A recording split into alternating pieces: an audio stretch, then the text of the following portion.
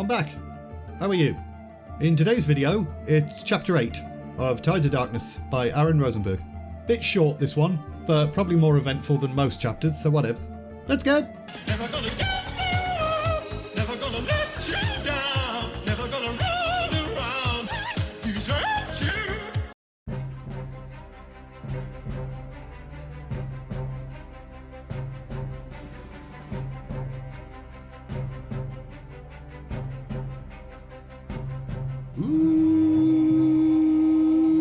What are you doing?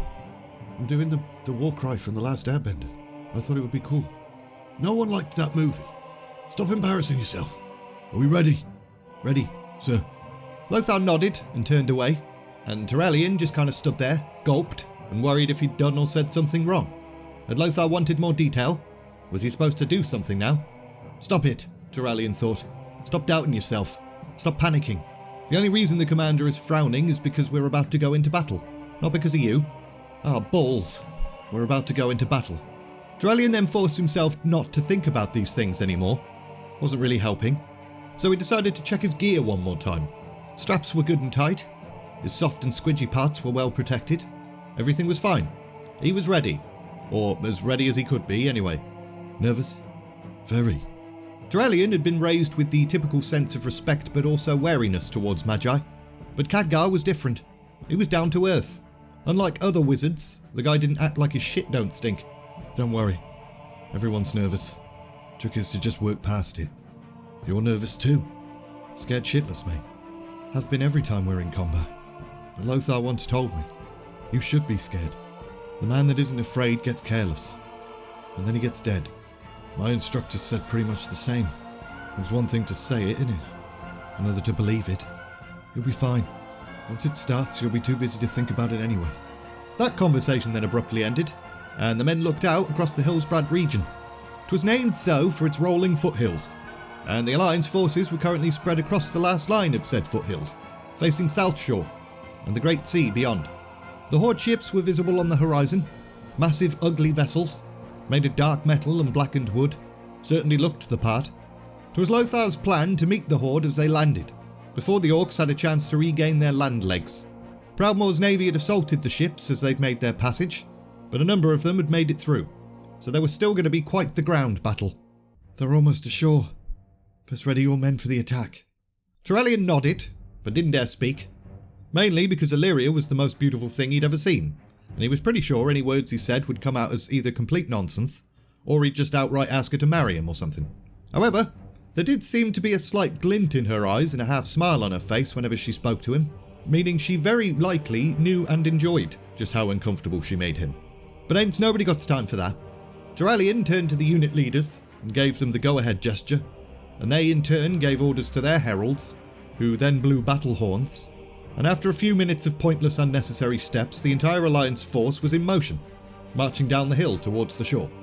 As they drew closer, Turallion saw one of the Horde ships beach itself, and even from here, he could see the creatures pouring from it were broadly built, with muscly arms and bandy legs, brandishing hammers and axes and spears and shiz, and there were a lot of them.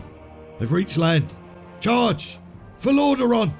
Lothar spurred his horse and took off, and Turallion kicked his own steed into a gallop, and then the battle commenced. By the light, these monsters were ugly. Lothar and Khadgar had described them, but seeing them firsthand was something else entirely. Green skin, red eyes and tusks. Like boars, but with green skin and red eyes. And they were strong too, but fortunately they seemed to rely more upon that strength and their aggression than skill, so fighting them wasn't that bad, as long as you stayed switched on. A lull allowed Turallion to gain his bearings somewhat. Lothar had cleared a number of Orcs on his side.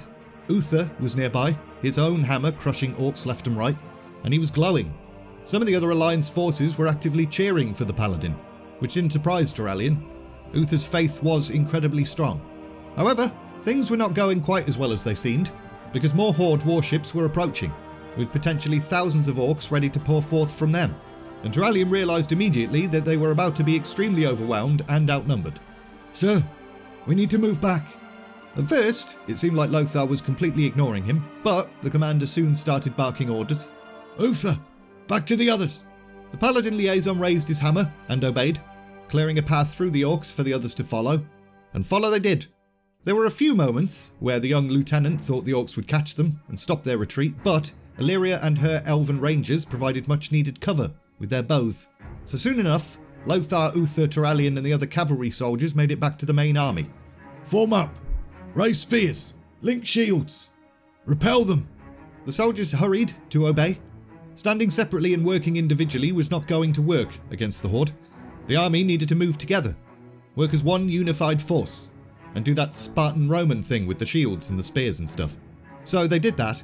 The Horde crashed into the shield wall, and although there were a few places where the Alliance wall fell, much of it held, stopping the orcs in their tracks. A second wave then crashed into the shield wall, collapsing a few more places, but again, it held, and the orcs suffered more casualties from the spears sticking out of it. At this rate, as long as the wall held, victory was in sight. But orcs are bloody crafty buggers. After the third collision, they stopped doing the same thing over and over again and expecting a different result, and instead, they fell back, allowing something else to step forward onto their front line. A bunch of sinister-looking hooded blokes carrying truncheons. And as they charged, many of the human soldiers that formed the shield wall suddenly fell to the ground, clutching their heads, screaming in agony, and spewing blood from their faces. By the light, abominations, they wield dark magics against us. Stand fast, soldiers. The holy light protects you. The glow then spread from Uther's hammer, shining down upon the Alliance's front line and bathing it in light. And this time, as the strange hooded monsters moved to charge again and raised their little enchanted sticks, the human soldiers did not fall or spew blood from their faces. The paladin's blessing had worked.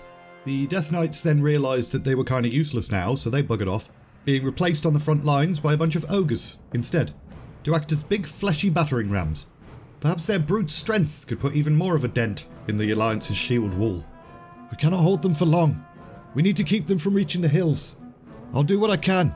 Khadgar, who had been busy fighting orc warlocks up to this point, not just standing around doing nothing, then looked up to the sky, and then there was a shattering boom, and a whole bunch of orcs went flying, burnt to a crisp.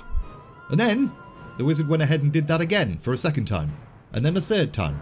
Target the ogres! Alright, fine. This is quite taxing, you know. Khadgar managed one more lightning bolt strike directly on the ogres, before making it quite clear he had nothing left and needed to sleep. Hopefully, that would be enough. Ready the cavalry, and sound the charge. Charge? Into that, Turallion thought. What the hell.